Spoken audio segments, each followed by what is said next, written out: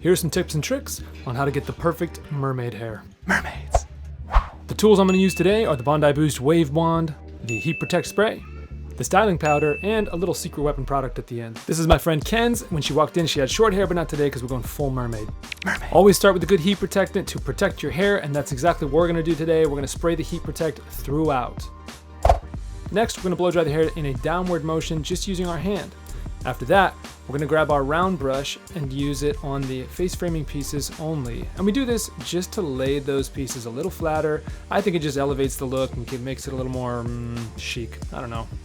I just like it. Oh yeah, I almost forgot rule number 1. Always laugh and have a good time because it just makes everyone look better. Now that we've prepped the hair, we're gonna go ahead and make a T-section, sectioning off the back and the front, clipping up the side, and we are going to grab our wave wand and set the iron to an appropriate heat level. This depends on your texture. I'm gonna use like a medium heat. You really don't need super hot irons all the time. We're not gonna place the iron horizontal. No way, don't do that. We're gonna lift the hair horizontal and place the iron vertically on the first half of the hair section. Then we're gonna swing it down and point the iron toward the body. What this does is it gives us a really nice subtle wave at the top and a more pronounced wave at the bottom. And I think this just looks a lot more natural and less ironed, which I'm not a huge fan of. I don't normally like fake looking hair.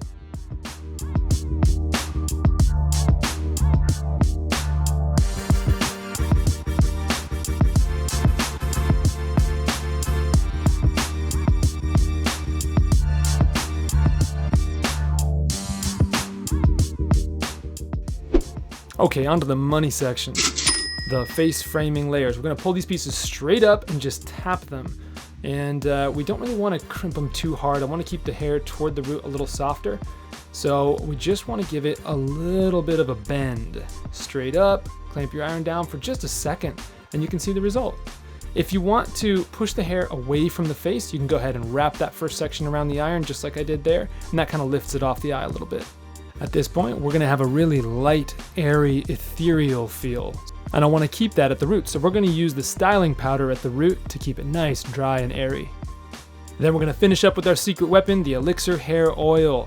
This is what's gonna give the ends of the hair that incredible definition, that really piecey feel, as you can see here.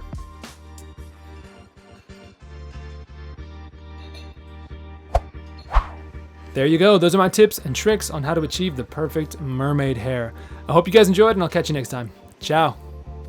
Yeah. Cool.